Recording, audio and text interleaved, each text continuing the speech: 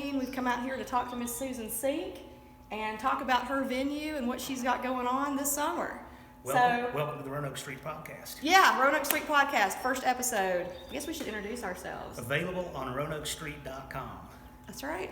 Unless it bombs, then it'll never see the light of day. Yeah. So I guess we should introduce ourselves Yes. too. I'm Marie March. I own Due South Barbecue and Fatback Soul Shack in Christiansburg, Virginia. And John Wilburn is a good buddy of mine, and he's helping us out to co-host these podcasts. Yeah, I own Hokey Real Estate Inc. and CHPclass.com firearm training. So we're both local business people, and that is the focus of our guests. We want to get folks on here who have built businesses and know what it takes to succeed in the private sector. That's right.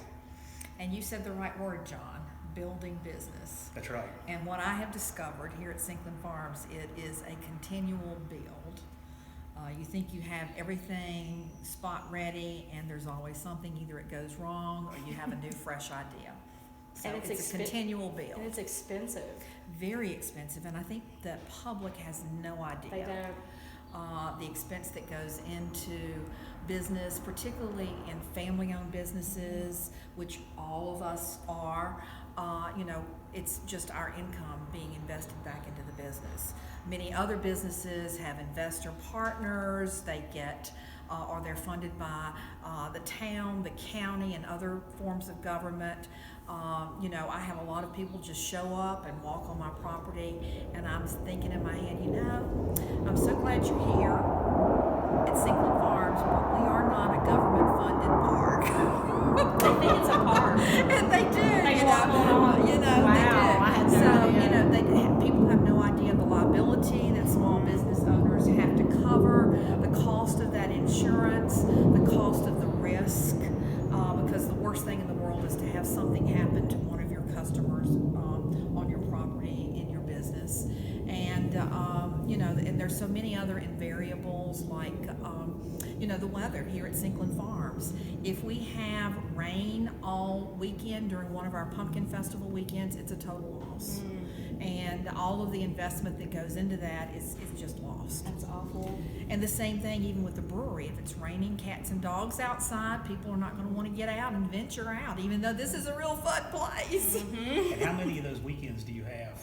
Okay, so let me tell you a little bit about Sinkland Farms, because we have a number of businesses under the title Sinkland Farms, and that's why there's an S there.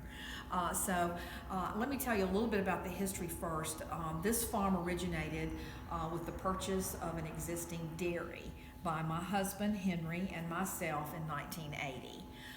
Over the years, we were in the commercial milk production business with registered Holsteins. We have 125 acres and of land that we also work, and we also, in the past, when we had the commercial dairy, rented several hundred other acres in this vicinity. At any rate, the dairy business is a tough agricultural venture to be in. You may be noticing lots of things on the news today about the state of Wisconsin is in a state of depression because so many dairy farms are going under, and this is happening nationwide because the milk business has been such a great, successful business with producing so much milk that supply has not kept up with demand. So a little bit of history. So over the years, we've always struggled with being able to pay our bills when we had the milk business here. And so we began looking at other ventures that we could add that would help us pay our bills. And so one of the first things that we did after you pick strawberry patch, after growing Christmas trees, after dabbling in thornless blackberries, is pumpkins. And our extension agent here in Montgomery County had suggested that we try pumpkins because our soil and climate weather conditions are so conducive to pumpkins and winter squash, kale, broccoli, and those winter type vegetables. So we tested it. We went into planting pumpkins, just a couple of acres, to test to see what the market would be.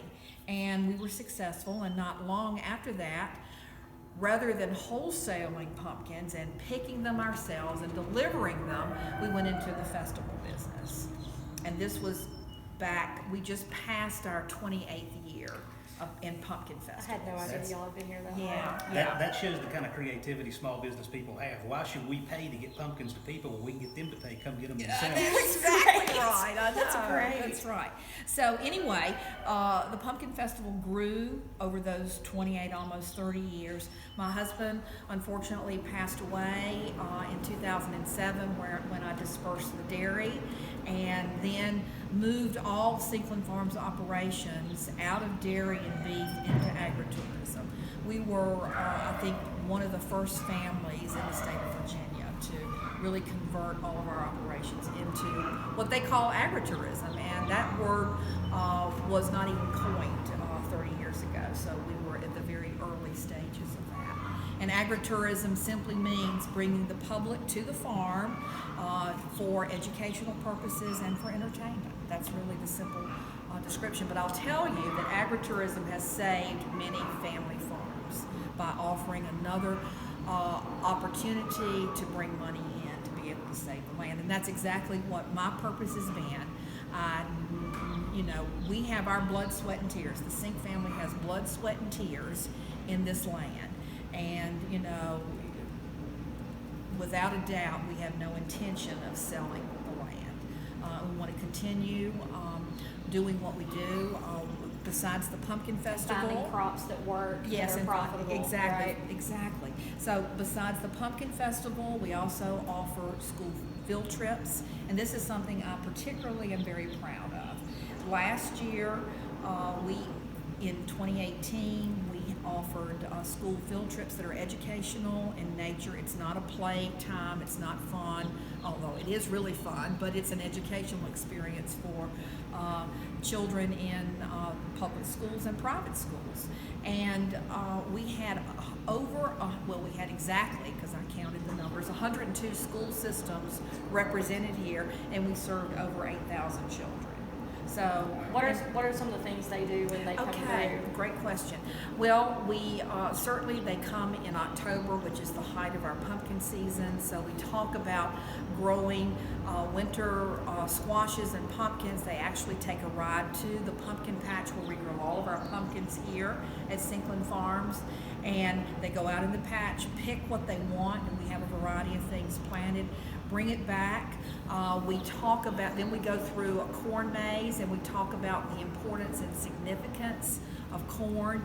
Here in America and really across the world, farmers know corn as the king crop because corn is so valuable and goes in as an ingredient into so many products, from crayons to cough medicine to sweet candies and cakes and pies to gasoline, to paint, to makeup, to toothpaste. I mean, I can go on and on. There's like hundreds of uses for corn as an ingredient in the end product. Then we actually will show off our Sinkland Farms barn. It's an animal visit barn, and we talk about animals. And in the end, we bring everything together to talk about how plants, how animals, how humans interact in what I call the theater of life, and how we interact together. That's neat. I like that term. That The is. theater of life. 'Cause that's what it is. I like that a lot really too. is. That's awesome. I bet they love it. Yeah. So for those of you who don't know what a farmer looks like, this is what a farmer looks like. This is the new farmer. That's the right. new farmer. That's right. People don't think about, where the things they eat come from. That's They don't exactly think about this, and it's just this faceless entity, machine. Where's their farmer? Their farm is Kroger. No, it has to get there somehow, and this is your farmer. So When we I met want Susan public yesterday, knowledge. we met up before this broadcast, and she'd been pulling weeds. So that's what her day consisted of. Right, and so you'll find, and Marie, I know this is you as well. We are king of picking up trash, Oh, gosh. pulling weeds, making sure that everything is presentable, Can- because the public doesn't realize the dirt and the muck that typically the farm has, Yeah. and we wanted to show everything You can as see I bet pristine. you can see a cigarette butt a mile away. You probably can. I Yeah. can. If you're a business owner and I'll your go job grab it. description fits on one page, you are not going to be in business very long. We have That's to do true. it all. That's true. That's very true. And again, I think this is something the public and our customer base really has no. They don't know the behind the scenes with any business. They just see the glitz The and front, glamour and the front door. how beautiful it all is. And Tell us about, if you're going to have a festival, how that planning goes from beginning to end. Because we come out here on a festival day, and there is a ton of planning. Weeks, months, even a year planning or more that goes into that. Tell us what that's like to get something like that together. Yeah. Well, it's very time consuming.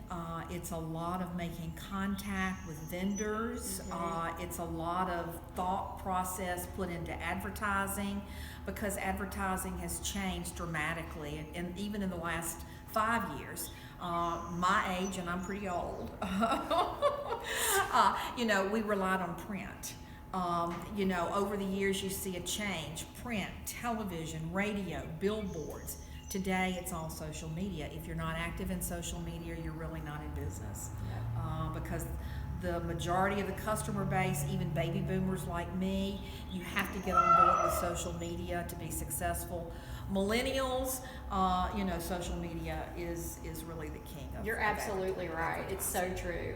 We just did an app at our restaurants just because millennials, they don't even want to call in an order. They want to do it on their phone, on an app. So we're older and we're not used to that, and we're having to get with the program, or you'll get left behind. That's right, you will get It's left true. I'm going to meet a youngster one day who doesn't know that a phone can be held here to make a call. They don't I'm gonna hardly find it. know. They're gonna think of, oh really, Yeah. this device I use like this, you can hold it to your head and speak into it. That's coming. It's- I'm gonna meet that person sooner than Well, later. we have a 19-year-old, and he doesn't even like to call in food orders. Like, he gets like weird about it, and we're just like, how did you get away with not talking on the phone and placing orders?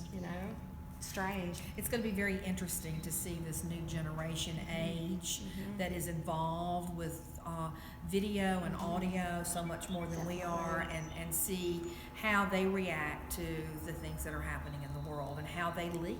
That's exactly right. Because I can't imagine. I can't even imagine. what it'll be How like. are they going to be the next generation of farmers? How do you see that happening?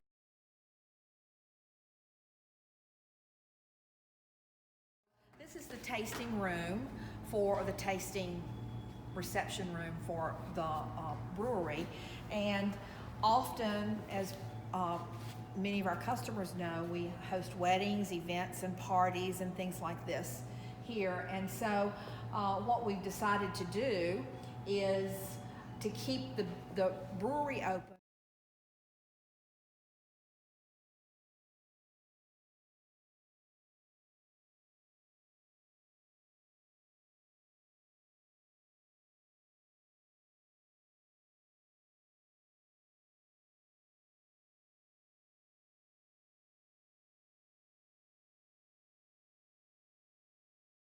Before fall, and so this will be just lots of entertaining opportunities, again leading to the total experience for our customers, whether it's brewery, festival, or weddings and parties. It's great. Okay, let's see if we can get in.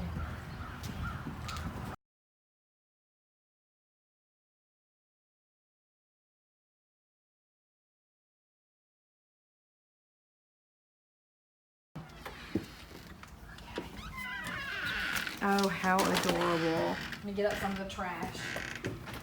Some of the things. Oh, this is so cute. And I decorated all of this as well. This is super cute. I just love it.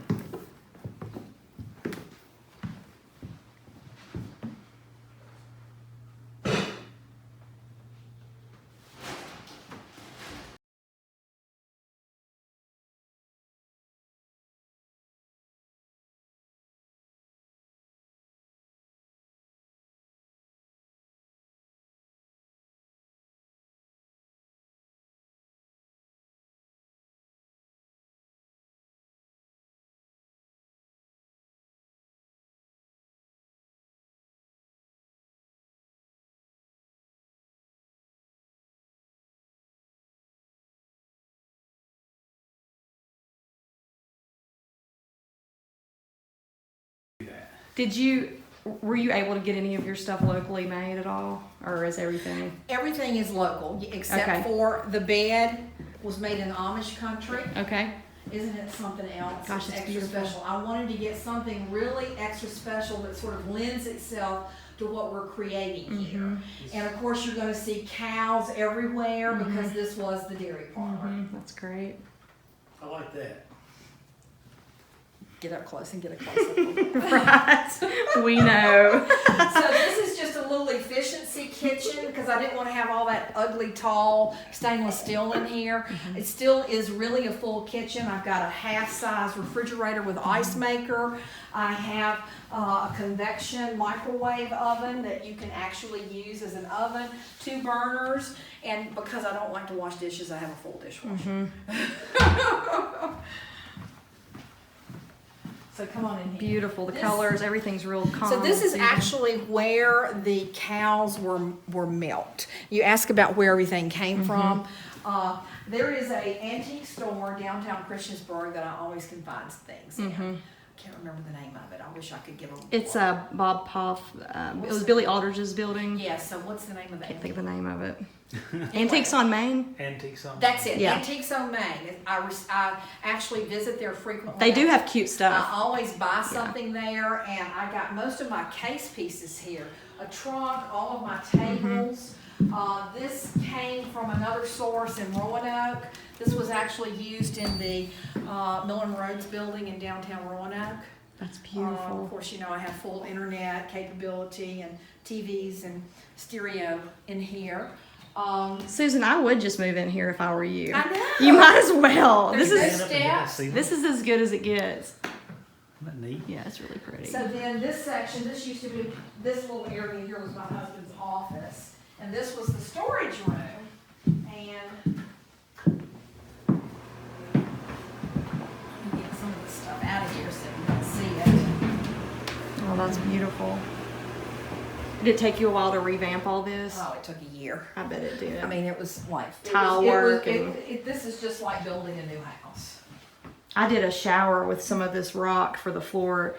Our shower's probably about that size, maybe a little bit bigger, I like the door. but it took forever. And that's an original door.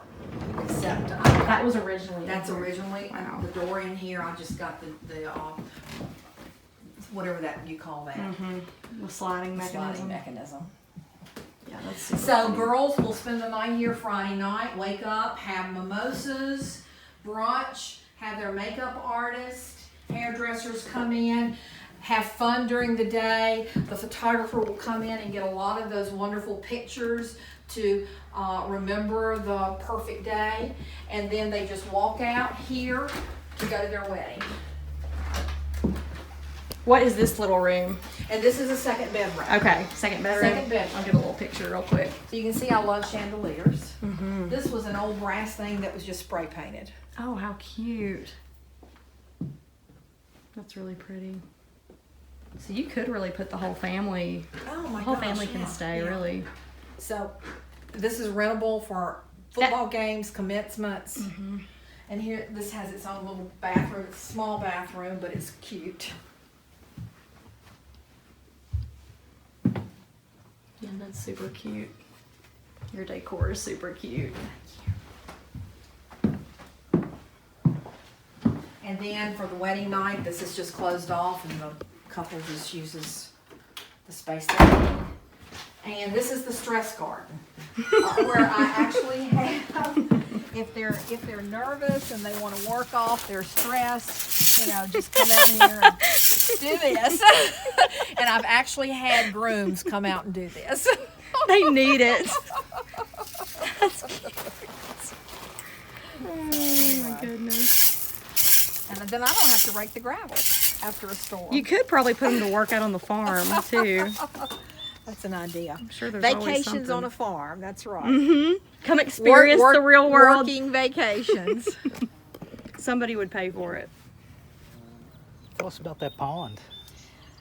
Well, that is that pond is a spring-fed pond that's been on the property and was on the property when we bought it. So, It's cute. and you know, I thought it was an ideal backdrop for a ceremony. It looks like your walking trails go right beyond the pond. Do they kind of loop on down? That's the mile long. Is that the mile long? And basically, we've just used the farm trails and marked them off, half mile and mile. Does it? So and then I'm going to put some signs It's up. an out and back, not a loop. No, it is a loop. It is a loop. Yes, okay. it'll be a loop. Where does it end at? It will start up here at the brewery, go up at the top along the road up there by the pumpkin fields, go out back, cross over, and come up this other I line. know ABC rules can get kind of weird. Are My people allowed? entire farm. Can they walk around with a beer? yes. Okay, that's what I wanted to make sure of, because Virginia. Yes. pretty picky. They're very strict. That's for sure. But we put all the land, everything on. Although when we have the pumpkin festivals, we did the entire farm, and that way I create my own borders. So for the pumpkin festival, we don't want people drinking in the areas where you have children and family. It's contained only here inside and on this patio. I gotcha. This is great. Any particular policies or challenges with bringing dogs? Love to have dogs. Okay. Yeah, how does that work? They have to keep their dog on leash and pick up their poop. Even though this is a farm, they pick up the dog poop. I remember to tell you, that Henry and Roger were best friends in college. And so then Roger went on back to his home dairy farm where he grew up to join their family dairy. Where was that? Where did you grow up? Suffolk. Suffolk. Virginia. I could hear an accent from the coast a little bit. Yes, South Side accent, that's true. So anyway, in the state of Virginia, and probably in every state, there's a publication that goes out to all the dairy farmers called the Virginia Dairyman. And so they list on the very back page the top 50 herds in the state by production and quality. And his farm rated #1 more than any other farm in the state, period. Wow. I would take that Virginia Dairyman down here to Henry Sink, who was milking right down here. I would say, they made it again. Why can't we do it? How many cattle did you have? Or We were milking between 130 and 150. gosh. So in today's standard, small. Yeah. And we milked about 100 to 120. Is it true? I remember hearing about the time everybody got out of dairy farming, it was only selling for 20 cents a gallon. That's all the farmer was actually getting. No. Is that not true? No, that's not true. Okay. It feels like it. Yeah. It feels like it. But today, if you go to Walmart and it's $2.50, Yeah. figure the dairyman just basically is getting half that. Gotcha. We sell milk in terms of hundredweight. Right. So if you're getting roughly $1.20 a gallon, there are That's not a gallon. It's more than a gallon. $2.50 a gallon, right?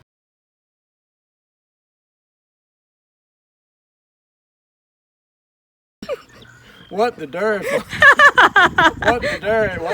farmer gets Okay, yeah. is roughly half. Oh, of that. okay, okay. So that's roughly $1.25 a gallon, Okay. or roughly, let's say 12 gallons in a hundredweight. Yes. So the dairy farmer's getting roughly 12 times $1.25, Yeah. which is roughly $15 Okay. a hundredweight. Right. But the Which- irony is, if you will, I will. so the milk price has been the same for decades Yes. over decades. So the retailer has had to take the hit, or the farmer, everybody the kind farmer of. takes the hit Well, because look at the overhead Is it- expense. That Is you it have to- subsidized at all? Like, is there? Because my Yeah. family grew tobacco. We have a 1,000-acre farm in Lee County, Virginia, and we grew barley. And we got to the point we had to do allotments where they'd only let us grow X amount, and we lost our butt. Same thing. You know. Well, there has never been a consistent dairy program. Oftentimes, dairy farmers want the government out. I don't. So Yeah. we can, so we can have free, Right. open market. Yeah. Right. That tears you up, Yep. because then you got your very lows and you will get a high, because it goes on supply and demand. And the problem is they're subsidizing so many other different agriculture industries, so it makes you not as competitive with the soybean farmer or whatever. Well, That's right. so when things get bad, like now, they will lobby the government, we need a bailout. So there may come something down the pike that may be a one-time flush of cash Yeah. based on past production. Yeah. Everybody gets it. Is it like a grant, or does it have to be paid back, or? No, it doesn't have to be paid back. Okay, just an Generally, influx. no. Gotcha. Right. So as the administrations change and Yeah. commissioners of agriculture change, things do not stay. It's always There's different. always a different idea on what we need to do. Yep. And what has happened is, regardless of what we need to do, the soul and heart of the matter is it's all based on simple finances. Yep. That's right. And if you can't make it, you get out. If you have the vision to be bigger, you have the grit to stand being bigger, Yep. you will get bigger and Yep. make more cows and more dollars work together. What's the most cattle that you ever had? Total about 350. Mm-hmm. So you have to have young stock and old stock Yep. to keep 100 head dairy farm or 125 head dairy farm in operation the whole time, because a cow only milks how many months out of the year? Well, only 10. Normally, ideally, a cow will calve every year. Mm-hmm. You give her 60 days dry, so roughly 10. But you have to understand, we're not talking about all of the cows continuing to be in production. Mm-hmm. Cows' average age in Virginia is probably 48 months old. Mm. Well, they never calved the 4 first years. time until they were 2. So you're lucky if every cow will calve twice. Gotcha. First as a heifer, and then one more time. I did not know that. And then right often after that second lactation, on average, she's culled. Mm-hmm. This is why it takes a heifer for every cow milking. I So gotcha. if you've got 100 cows milking, you need 100 replacements. Are you able to sell the meat to the slaughterhouses as regular beef? They Yeah. go as culled cows. Culled cows. So Okay. generally that's hamburger. Yeah. Right. I figured. I wasn't sure though. We bought a head of cattle a head one time that was an older milk cow. How was the meat? The meat was good, but it was a Swiss. It was a mix. It was Brown Swiss. yeah, it was a brown Jersey. Swiss. Yeah, but I mean it was excellent. But she was still grain fed. You Oh, know. Yeah.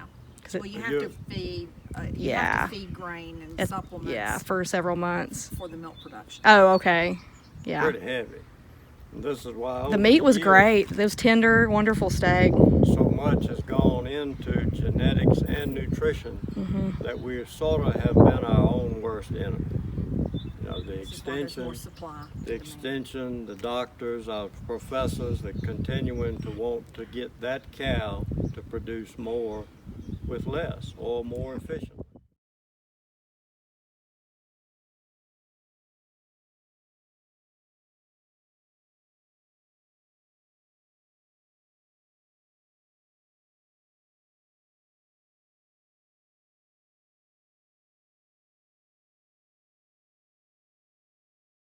All we're doing is we're just See what you- talking. see what you So, got and in we'll here. edit.